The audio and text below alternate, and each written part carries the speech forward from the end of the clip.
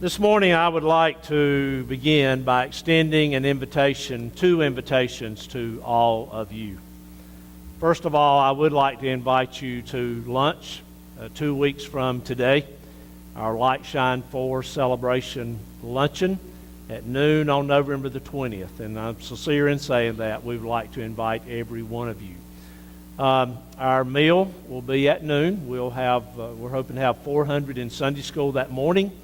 We'll have the 11 o'clock service, and our meal will be immediately following the 11 o'clock service. It is going to be catered by Countryside Barbecue out of Marion. We are not having barbecue, but we will have a delicious meal, I can assure you. 2 meats, assortment of vegetables and desserts, lemonade and tea. We're going to have music in the LEC that day for lunch. It's going to be a festive occasion, and we surely hope that you're going to come. Well, today's our RSVP deadline. And if you have not, we hope you will get this back to us today or immediately following this service. You know I'll be in the lobby, and you just come to me and tell me that you're coming. Tell me how many's coming with you. See Scott before he gets out of here and let him know. But give us your name. Tell us how many's going to be with you that day. We sincerely want you to come. And there's no charge. The church is bearing the expense, so it's going to be a wonderful meal, a wonderful time of fellowship, and we hope you'll come. That's my first invitation to you today, and make sure you see me, please, before you leave. The second invitation today is we invite you to make a pledge to Light Shine 4. We mailed these out this week. We hope you received your pledge card. If you did not, we'll be more than happy to give you one. We hope when you receive this card that you will open it up and that you will do what it says. The first thing it says is to pray over this card. And we're sincere in asking you to spend some time with God and this card and praying about what you and your family can do. We did not just write this. We're sincere in asking you to pray over this card. Once you've had time to do that, we ask you to open it up in its entirety and fill out the middle part. We ask you to commit to give so much per week or so much per month for the next 3 years to Light Shine 4 to help us retire the debt on the Christian Growth Center. Once you have filled it out, then we ask you to do that right there and to fold it back together. And we are going to ask you on November the 20th, 2 weeks from today, to bring this card with you to church. And during that service, we'll ask you to actually get out of your pew. And I know that's hard for Baptists, but we're going to ask you to get out of your seat and come up here and place it on the altar as a dedication of your gifts to God. If by chance you can't be here on November the 20th, we hope you'll get it back to us before then. And you can hand it to me, you can hand it to Scott, Crystal, whoever, but we will not look at it. I assure you of that. I've never looked at one of these. Several of you have already given them to me. I do not look at them. There's only one person that will see this. This is between you and God. Diane Clayton, our financial assistant, will tally these. She has to look at them. But if you hand it to me or hand it to Scott or hand it to Crystal, we'll simply do it like that. We will not look at it. It is private between you and God, and I mean that sincerely.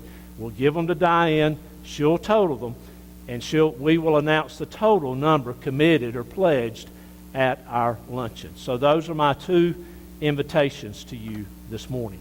Now, to help with that, we're going to spend some time this morning talking about the boy with the sack lunch. If you've looked at our story or listened to our story, Jesus went to the other side of the Sea of Galilee.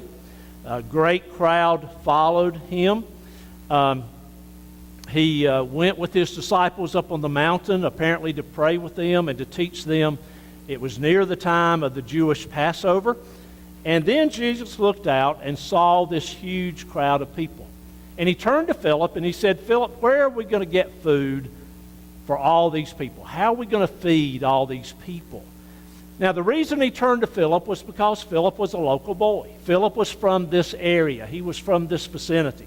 Philip knew where the McDonald's was and the Hardee's were and the Burger King. He knew all those kinds of establishments, where they were. And so that's why he turned to Philip. And Philip said, "Lord, if we had 8 months' worth of wages, we could not feed all these people." Then there's Andrew. And Andrew pops up and says, "There's a little boy here who has a sack lunch. There's a little boy here who has 5 barley loaves and 2 fish." Now, we don't know the little boy's name. We're not sure about all the circumstances. Maybe he was on his way to school and got caught up in this crowd, this tremendous crowd this day. Maybe he was going fishing. I like to think he was going fishing at the Sea of Galilee, and he got swept up in this crowd of people. But anyway, Andrew said he's got a sack lunch. He's got 5 barley loaves, barley bread, the cheapest of the bread, the bread of the poor. That's what he's got in his sack. And he's got 2 fish. Now, they were like sardines. Have you ever eaten sardines? I've never had sardines. Somebody told me after that service, don't start eating them now. But they were probably like sardines. And they swarmed in the Sea of Galilee. And they pickled them. And they put them in sort of a savory sauce, we're told. And so this little boy had 5 barley loaves, and he had 2 fish. Here's the question I want to ask you this morning. What's in your sack lunch? When you look at your situation, when I look at my situation, what's in our sack lunch? I remember a couple years ago when I went to Waco Elementary School. I didn't go to kindergarten. They didn't have state kindergartens then.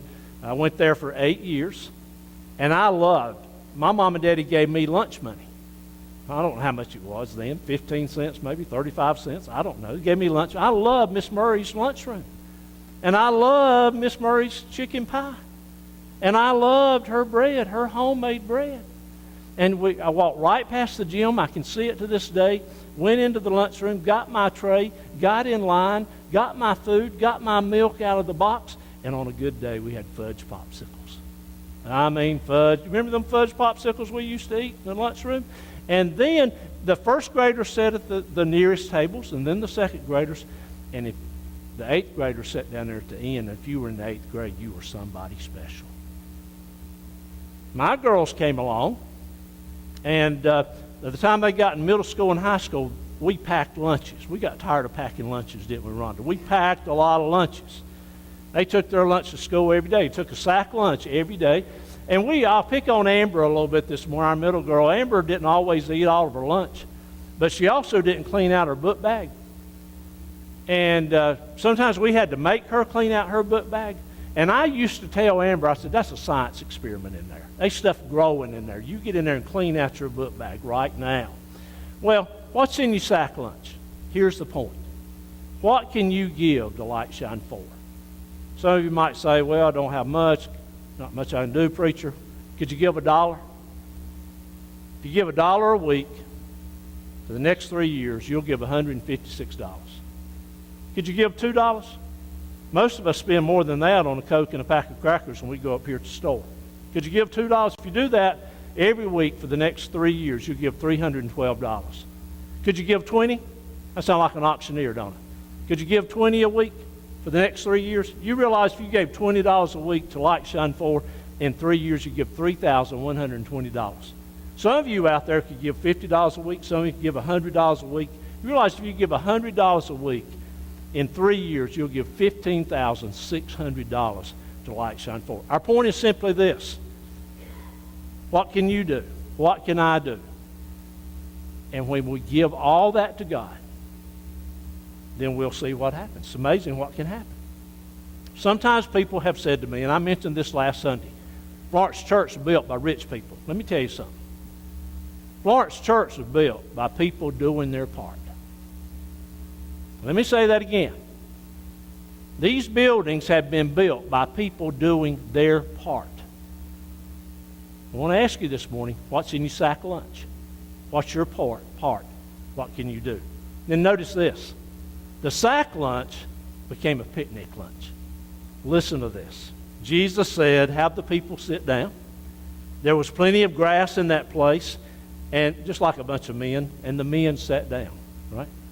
Just like a bunch of men. If you read Matthew's account of this story, there were 5,000 men plus women and children. It was a picnic scene. I love it. The men seated on the grass, the women here and there talking together, the children playing tag and playing hide and go seek, and it was a real picnic scene.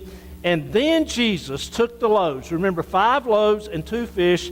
He said the blessing. He was the father figure. He gave thanks and distributed to those who were seated as much as they wanted. And he did the same with the fish. 5,000 men, plus women and children. They had a picnic. They ate as much as they were full, folks. They were filled to repletion. You know what repletion means? It means completely satisfied.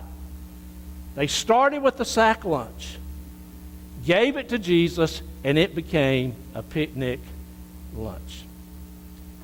I don't know about you, but I love to go on a picnic. I love the sun on my shoulders, the wind at my back, and I love to get the picnic basket out and pull out the fried chicken. I'm a real Baptist preacher. Now y'all listen carefully to this.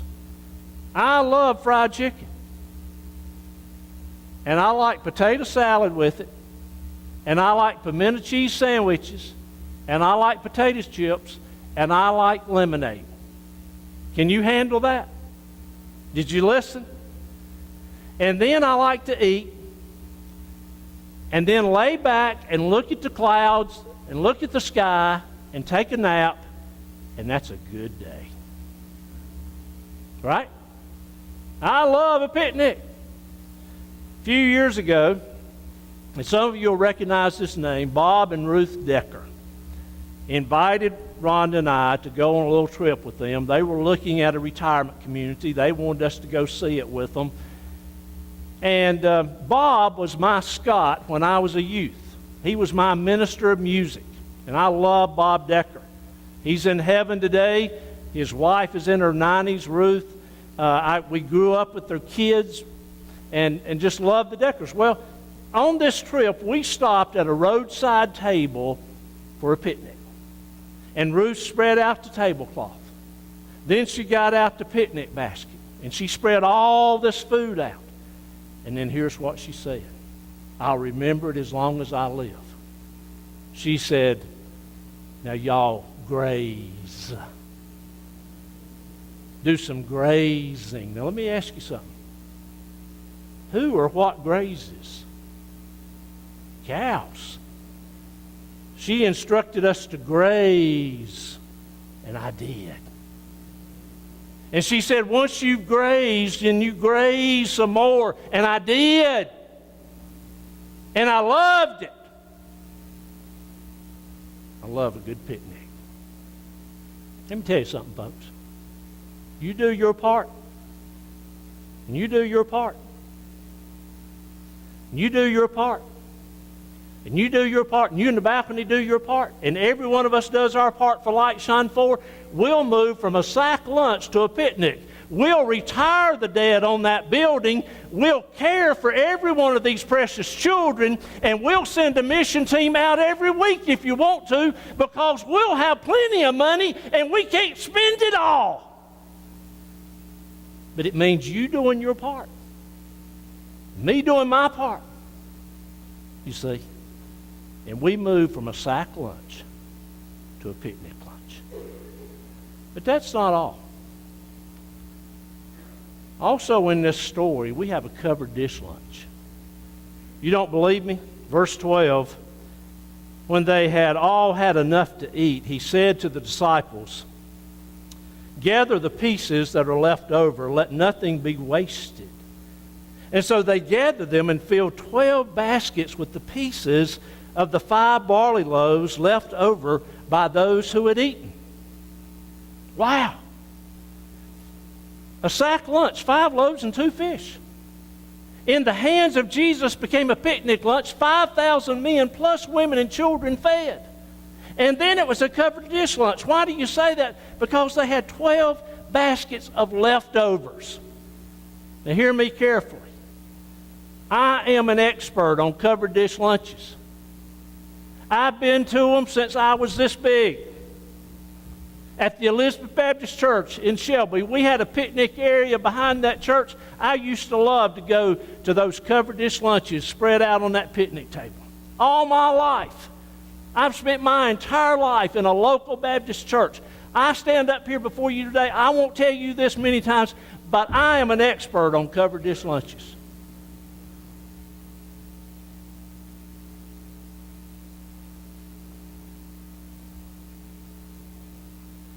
Just to tell you the truth, to be a Baptist, no, to be a Christian, You got to know about covered dish lunches.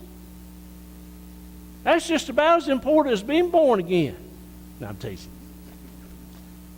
Hey, covered dish lunch is part of our theology. That's one of the courses I took in seminary. Enough, right? But here's the deal. All my life, I've heard the good Baptist women fret. Well, I just don't know if we're going to have enough food. I just don't know if we're going to have enough food for all these people. I have never yet seen them run out of food.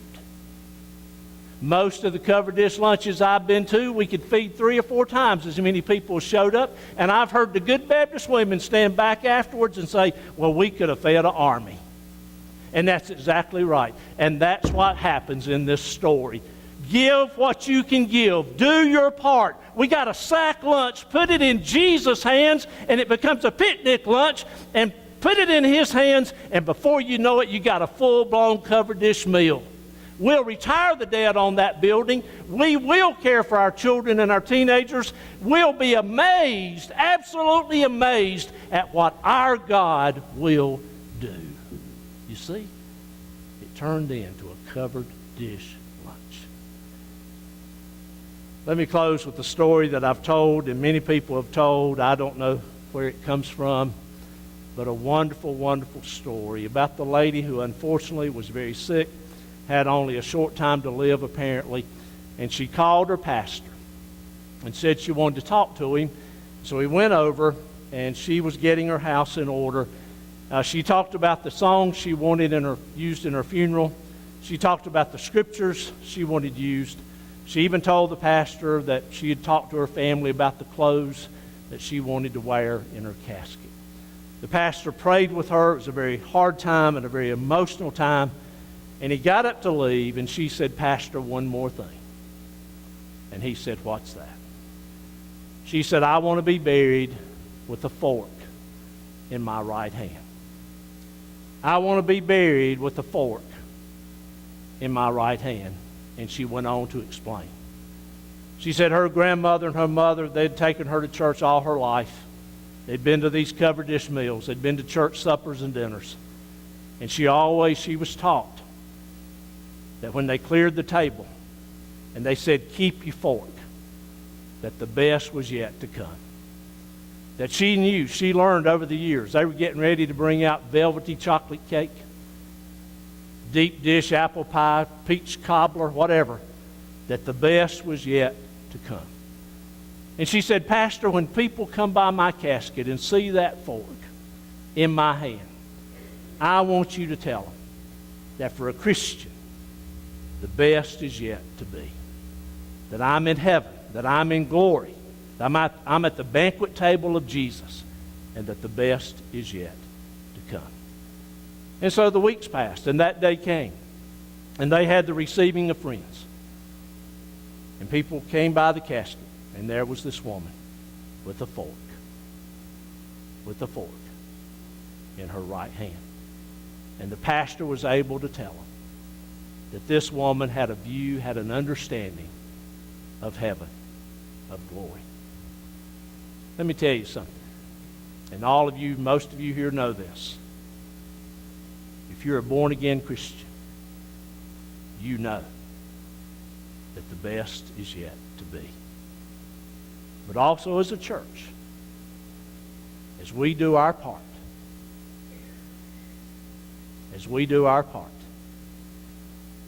the best days for Florence Church are yet to come. You see, a little boy had a sack lunch, but it was the material for a miracle. God needs what you have and what I have. Whether it's little or a lot, it's the material for a miracle. How many miracles, folks, do we not see because we will not give what we have? But if we'll lay our lives on the altar and our money, I do believe we'll see a miracle.